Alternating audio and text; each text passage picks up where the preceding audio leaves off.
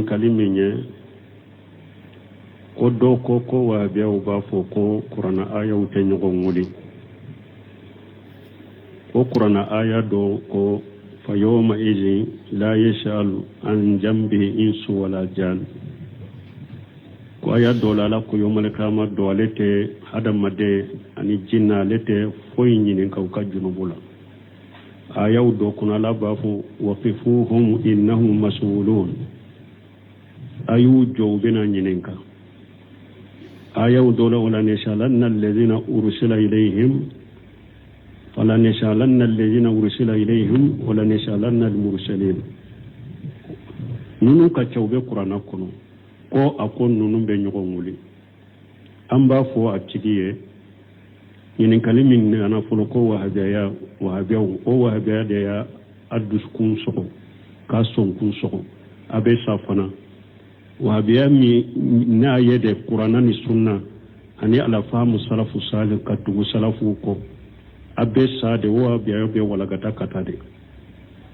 au be sa adimi bolo kele fulana ko aywa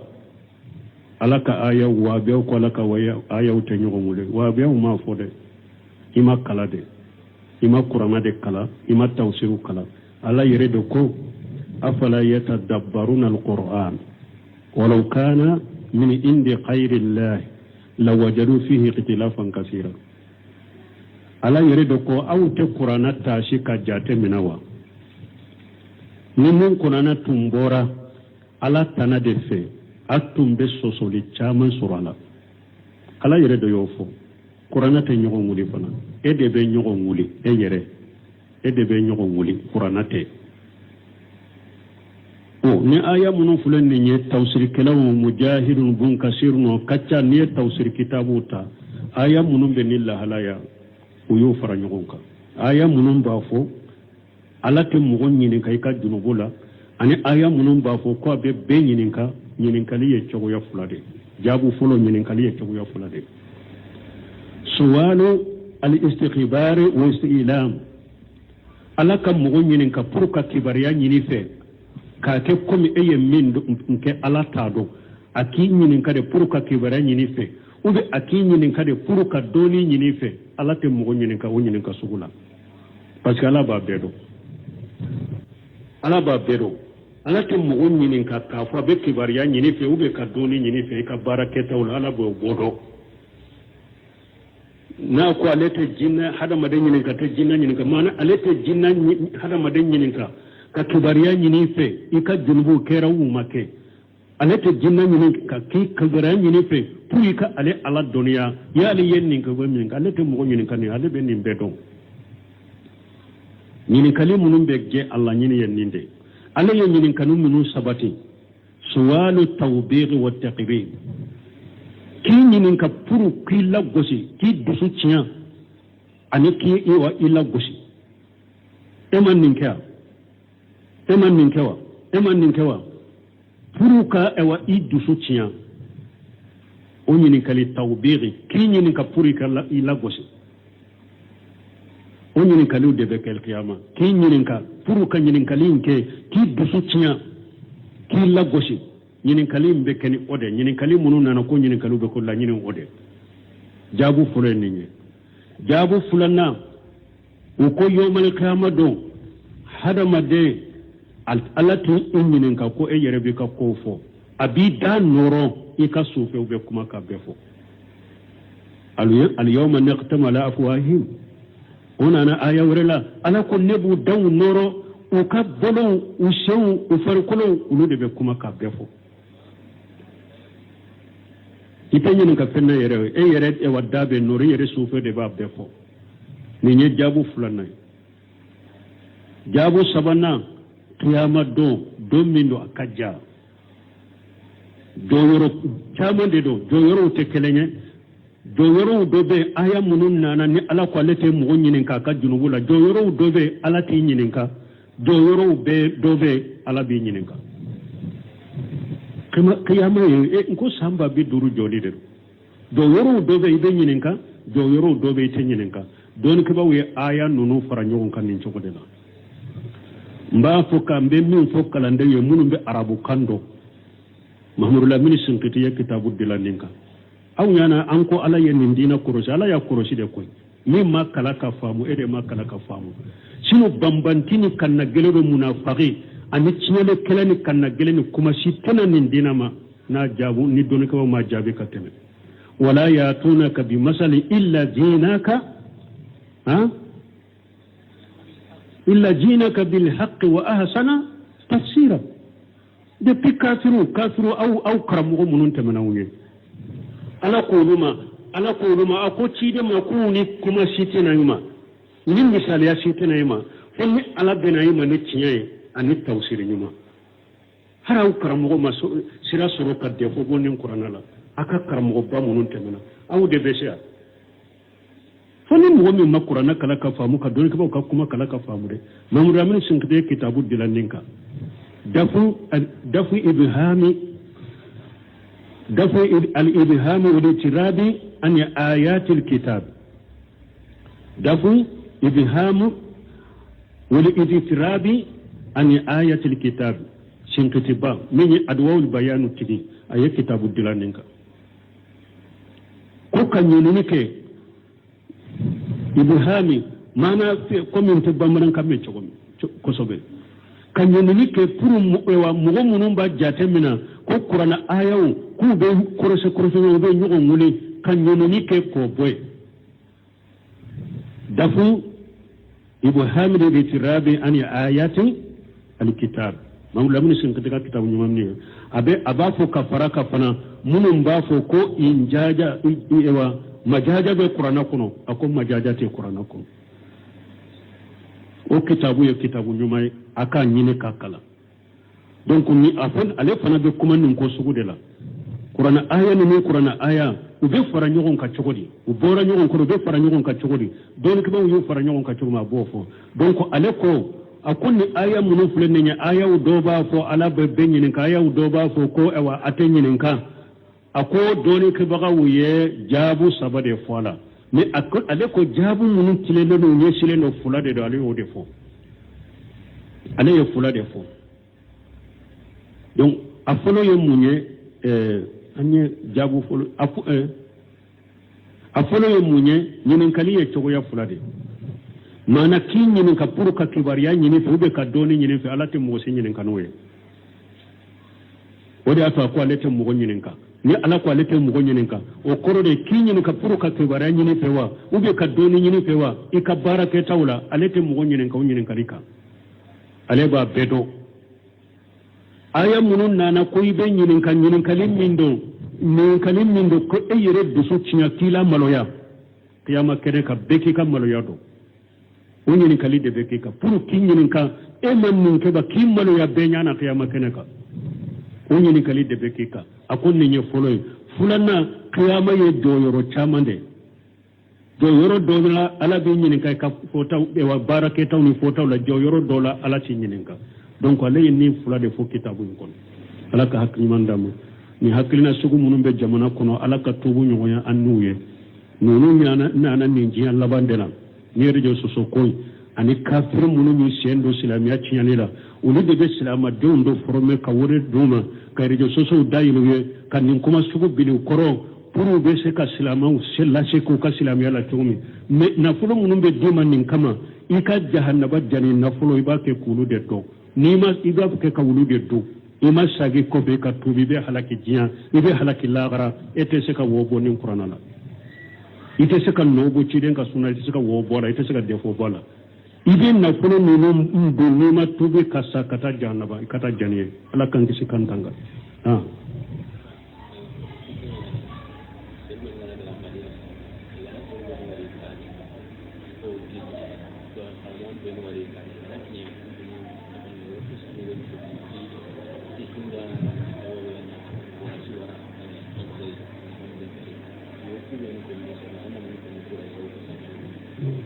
bon ko wa ambe mun fo ko mun jidi mun be bila mo ye kata hijo yorola ko be qisa mun fo awa hinduni wa hasuka kibambe awa konna jaju man kambe konna jami ke don ke baka kacha ni mɔgɔ ye fɛn fɔ diinɛ la min tɛ tiɲɛ e yɛrɛ k'a sɛgɛsɛgɛ tiɲɛ ye min ye i k'a ta i k'ale ka fili to a bolo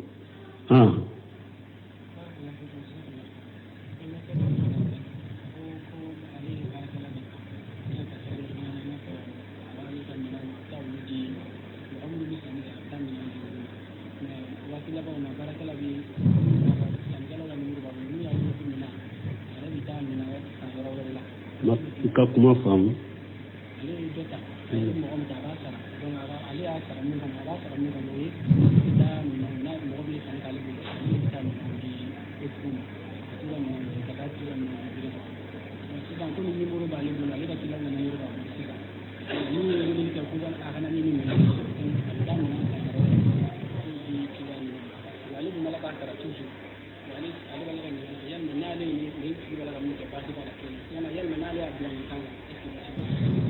bon ko dɔ ko ale ye mɔgɔ dɔ sara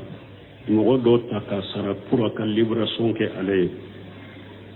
ni client min ye weleli kɛ mako bɛ ni minɛn la ale bɛna minɛn ta ale bolo ka taa di a tigi ma ale b'a sara de ko tigi y'a kɛ numéro b'ale bolo mɔgɔw ka ale ka numéro bɛ mɔgɔ bolo n'u y'a wele ko naani ni minɛn ye a tigi bɛ taa minɛn in san yɔrɔ wɛrɛ ka taa d'u ma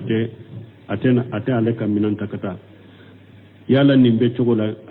ale b'a bila nin kan ka wa nin ye janfan de a b'a kɛ ka min kɛ a tigi b'a kɛ ka nkalon ni janfan de kɛ e bɛ sara de e b'a kɛ min y'i sara k'i ta k'i sara k'i ka numéro di mɔgɔw ma i b'a kɛ k'o de janfa ka nkalon tigɛ k'a janfa bon ni yɛrɛ ye nin dɔn a la a bilalen n'a bilabaliya bɛ saki ka taa e yɛrɛ de ma a wele ni bɔra kalama i bɛ se ka kɔnɔndiya min k'a ye ka nasiha k'a ye a k'a dabila a ka ni janfa o bɛ e de bolo n'i ka kɔnɔndiya a y'a minɛ a y'a dabila n'i b'a continuer ka baara la continuer ka baara la ni yɛrɛ y'a dɔn ni mɔgɔ sugu ne ni nin tɛ se ka baara kɛ ɲɔgɔn fɛ tuguni n b'a bila o bɛ segin ka taa e de ma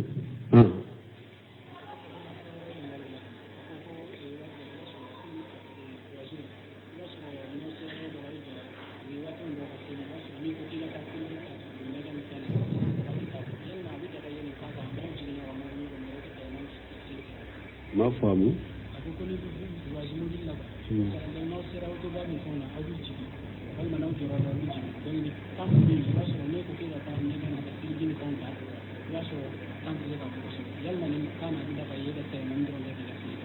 bon comme mɔgɔ ni aw bɛ voyage la mobile la bon n'aw nana jɔra yɔrɔ dɔ la bon ni e ko e ka taa ɲɛgɛn na ka saliji ta ka sali i t'a temps sɔrɔ i bɛ tayamamu kɛ i tɛ tayamamu kɛ tayamamu kɔni bɛ na de ni ji ma sɔrɔ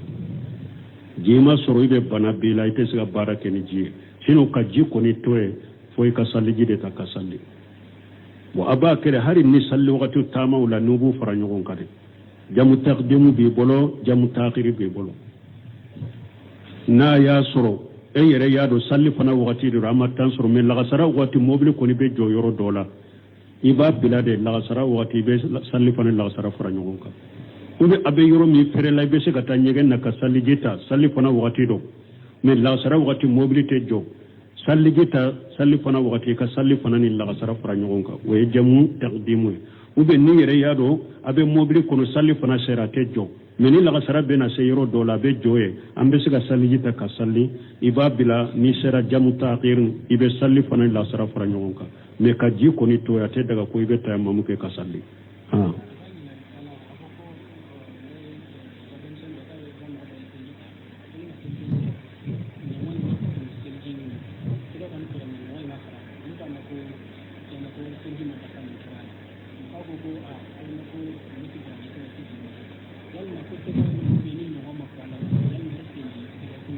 bon ko dɔw ye saliji ta ko a nɔngɔ ma kɔ k'olu ka nɔngɔ ma kɔ ko a ko wa olu tɛ mɔgɔ sara olu tɛ mɔgɔ janga ka taa bon ko yala nɔngɔ saliji la nɔngɔ ka dɔ wa ala ko wa idaykum ila al-ka'bayn tafsirkilaw ko yani mali ka'bayn wa idaykum ila al-marafiqi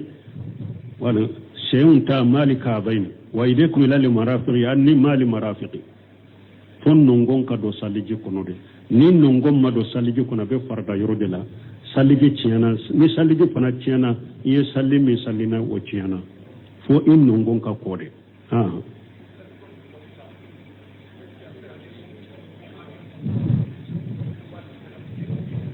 awo salle be se ka ke mobile kono be se ka ke avion kono mana nya fo cogo mi ni jamu fulanu dola kelembe ke kana salle mobile kono kana salle avion kono ibulu dola kelenke duguma mais ni yero yaro salle wakati do ya usoro avion kono o salle wakati min ba ko fe se ka fara nyogon ka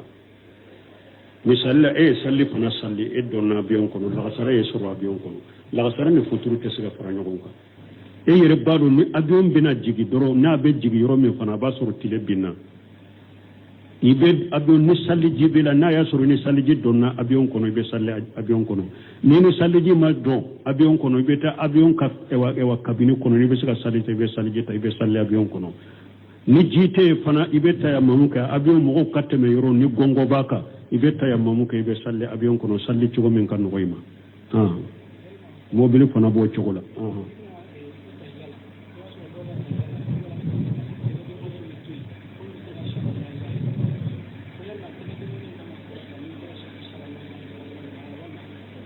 bo ko minye e bolon koni tahya yorola ibn Semi rahimahullah ye mun fo bolon koni be samade min fo ni shera duawu yorola ni shera duawu yorola de be to ka bolon koni lamra mana allahumma salli o yeddu de ba lamra allahumma barik o yeddu de ba lamra mana samalen do be to ka alaga kele bantiya yira fo ni shera duawu yoroma ni duawu min ke ba lamra kata sampe ka ci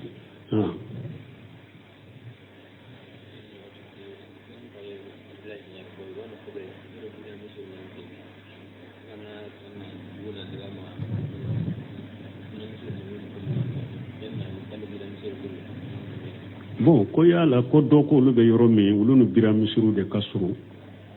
bo ni sunna misru kajja ka salli bida misru la be chogodi doni ko bawu ya yira ni mo min ka biriya ba labbo silamiya kono sallite sahaw ko fe munun ka biriya yira nya fo chogo mi ka sujuru bi kaburu tigu ye ka kantigeli ke kaburu tigu ye biriya munun bo o chogo de la mo ka biriya ba labbo silamiya kono sallite sahaw ko fe ini sunna misiri min kajja chogo be sunna misiri nyene kata salli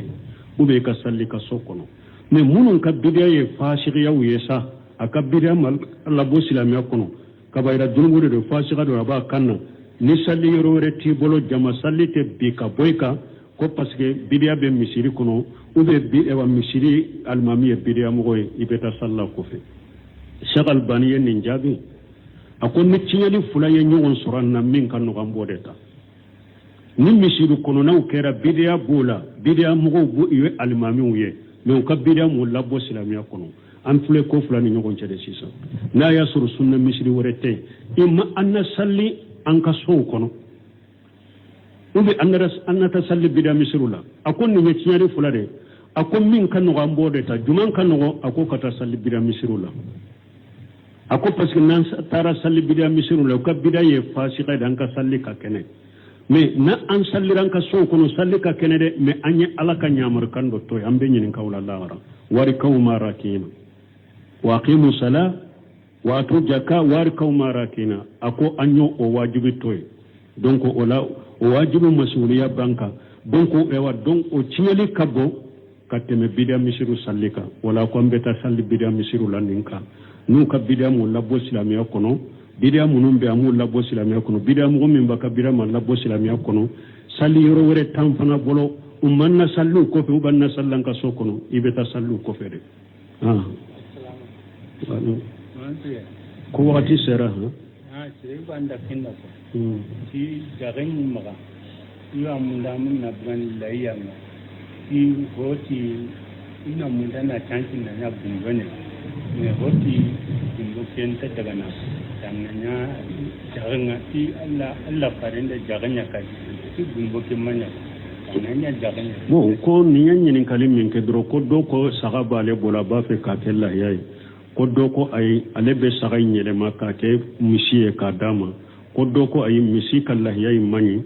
saga kallah yayi de kani ko parce que saga bora sanfe ka fambe min fo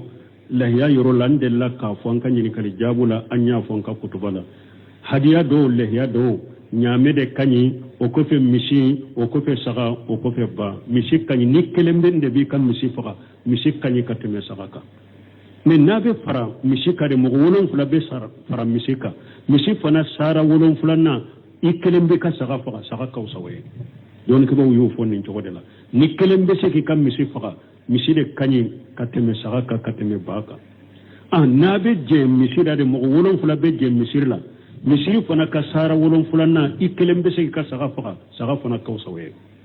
subhanakallahumma rabbana bihamdika ashhadu an la ilaha illa anta astaghfiruka wa atubu ilayk nyen kalime ko do ko wa biya ba fo ko qur'ana aya wuta nyogo ngudi ko qur'ana aya do ko fa yawma idhin la yashalu an jambihi insu wala jan ko aya dola la ko yomal kama dolete hadamade ani jinna lete foyi nyinin ka junubula aya do kuna la bafu waqifuhum innahum mas'ulun ayu jawbina nyinin ka aya dola wala nishalanna alladhina ursila ilayhim fala nishalanna alladhina ursila ilayhim wala nishalanna almursalin nunu ka chawbe qur'ana kuno ko akon nunun be nyogon wuli an ba fo a cigiye yin kalimin ne ana fulo ko wahabiya o wahabiya da ya addus kun soko ka son kun soko abe safana wahabiya mi na yede qur'ana ni sunna ani ala famu salafu salih ka tugu salafu ko abe sa de wahabiya be wala gata kata de au be sa adimi bolo tele fulana ko aywa alaka aya wa be ko alaka waya aya uta nyogo mule wa be ma fode ima kala de ima qur'ana de kala ima tawsiru kala ala yredo ko afala yatadabbaruna alquran walau kana min indi khayri allah lawajadu fihi ikhtilafan kaseera ala yredo ko awte qur'ana tashi ka jate minawa ni mun kunana tumbora ala tana de fe atumbe sosoli chaman surala ala yere do yofo qur'ana te nyogo nguli fana e de be nyogo nguli e yere e de be nyogo nguli qur'ana te o ni aya munun fulan ni nye tawsir kalamu mujahidun bun kasir no kacca ni tawsir kitabuta aya munun be nilla halaya uyo fara nyogo ka aya munun ba fo ala te mogo ɲininka i ka junubu la ani aya minnu b'a fɔ ko a bɛ bɛɛ ɲininka ɲininkali ye cogoya fila de jaabu fɔlɔ ɲininkali ye cogoya fila de suwalu al-istikhbari wa istilam ala ka mogo ɲininka pour ka kibariya ɲini fɛ k'a kɛ komi e ye min kɛ ala t'a dɔn a k'i ɲininka de pour ka kibariya ɲini fɛ ou bien a k'i ɲininka de pour ka dɔɔni ɲini fɛ ala tɛ mogo ɲininka o ɲininka sugu la parce que ala b'a bɛɛ dɔn ala b'a bɛɛ dɔn ala tɛ mɔgɔ ɲininka k'a fɔ a bɛ kibariya ɲini fɛ ou bien ka dɔɔni ɲini fɛ i ka baara kɛtaw la ala b'o bɔ dɔn n'a ko ale tɛ jinna hadamaden ɲininka tɛ jinna ɲininka maana ale tɛ jinna hadamaden ɲininka ka kibariya ɲini fɛ i ka junubu kɛra u ma kɛ ale tɛ jinna ɲininka k'i kibariya ɲini fɛ pour i ka ale ala dɔnniya y'ale ye nin kɛ o bɛ min kɛ ale tɛ mɔgɔ ɲininka nin ale bɛ nin bɛɛ dɔn ɲininkali minnu bɛ jɛ ala ɲini ye nin de ale ye ɲininkali minnu sabati suwalu tawbiq wa taqbir k'i ɲininka pour k'i lagosi k'i dusu tiɲɛ ani k'i i lagosi e ma nin kɛ e ma nin kɛ wa e ma nin kɛ wa pour ka i dusu tiɲɛ o ɲininkali tawbiq k'i ɲininka pour i lagosi o ɲininkaliw de bɛ kɛ kiyama k'i ɲininka pour ka ɲininkali in kɛ k'i dusu tiɲɛ k'i lagosi ɲininkali in bɛ kɛ ni o de ɲininkali minnu nana ko ɲininkaliw bɛ ko laɲini o de jaabu fɔlɔ ye nin ye jaabu filanan u ko yawmal kiyama don hadamaden ala tɛ i ɲininka ko e yɛrɛ b'i ka kow fɔ a b'i da nɔrɔ i ka sufɛw bɛ kuma ka bɛɛ fɔ al yawma naqtamu ala afwahihim onana aya wrela ala ko nebu daw noro o ka bolon u sew u farkolo ulu de be kuma ka befo ite ñinin ka fenna yere e yere e waddabe nori yere suufe de ba be fo ni ñe jaabu fulanay jaabu sabana qiyama do min do akajja do yoro camande do yoro te keleñe do yoro do be aya munun nana ni ala ko alete mo ñinin ka ka junubu la do yoro do be ala ti ñinin ka do yoro be do be ala bi ñinin ka qiyama e ko samba bi duru jodi de do yoro do be be ñinin ka do yoro do be te ñinin ka don ko bawe aya nunu fara ñogon kan ni cogode la mba fo kambe min fo kalande ye munum be arabu kando mahmudou lamini sinkiti ye kitabu dilaninka aw ñana anko ala ye nin dina korosi ala ya korosi de koy min ma kala ka faamu ede ma kala ka faamu sino bambantini kanna gelebe munafaqi ani ciñele kelani kanna geleni kuma si tana nin dina ma na jabu ni doni ko ma jabi ka teme wala yatunaka bi masali illa dinaka إلا جينك بالحق وأحسن تفسيرا depuis kafiru au karamogo munun temanawuye ala koluma ako cide ma kuni kuma sitinayuma ni misaliya sitinayuma fonni ala benayuma ni ciñaye ani tawsiri ñuma hara au karamogo ma sira soro ka defo bonen qur'ana la aka karamogo ba munun temana aw de besha fonni mogo min makurana kala ka famu ka doni ka kuma kala ka famu de mamudu amin sinkite kitabu dilaninka dafu الإبهام والاضطراب عن آيات الكتاب دفع إبهام والاضطراب عن آيات الكتاب شنكتبا من أدواء البيان تدي أي كتاب الدلانينك كوكا نينيك إبهامي مانا في كومين تبامران كامي كوسوبي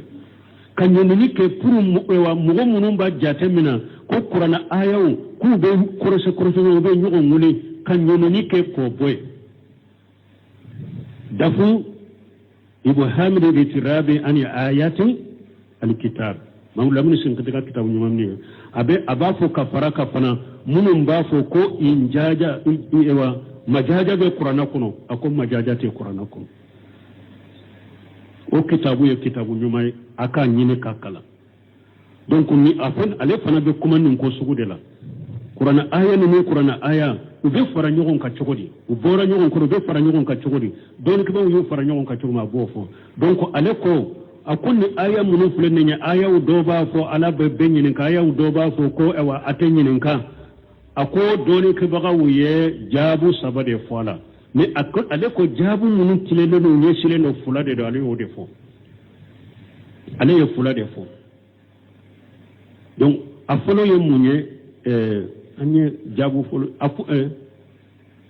folo ye munye nyinin kali ye chogo ya fula de mana ki nyinin ka puru ka kibariya nyinin fe ube ka doni nyinin fe alate mo se nyinin kanoye wodi ato ko alete mo nyinin ka ni ala ko alete mo nyinin ka o korode ki nyinin ka puru ka kibariya nyinin fe wa ube ka doni nyinin fe wa ikabara ke tawla alete mo nyinin ka nyinin kalika ale ba bedo aya munun nana ko ibe nyinin kalin mindo ko e yere dusu cinya tila maloya kiyama kede ka beki ka maloya do o nyinin kali de beki ka puru kinyinin ka e man nin ke ba kim maloya be nyana kiyama kene ka o nyinin kali de beki ka akon ni nye foloy fulana kiyama ye do yoro chamande do yoro dola ala be nyinin kay ka fota be wa barake taw ni fota la jo yoro dola ala ci nyinin ka donc ala ni fula de fo kitabu kon ala ka hakki mandam ni hakkilina sugu munum be jamana kono ala ka tubu nyoya annuye nonu nyana ni jiya labandela ni rejo soso koy ani kafir munum ni sendo silamiya ciyanila ulu de be silama do forme ka wore duma ka rejo soso dayiluye kan ni kuma sugu bilu koro puru be se ka silamaw se la se ko ka silamiya la tumi me na fulo munum be duma nin kama ika jahannaba jani na fulo iba ke kulu de to ni ma iga ke ka wulu de do ima sagi ko be ka tubi be halaki jiya ibe halaki lagara ete se ka wobo nin qur'ana la ite se ka nobo ci den ka sunna ite se ka wobo la ite se ka defo bola ibe na fulo ni ma tubi ka sakata jahannaba kata janiye ala kan kisi kan tanga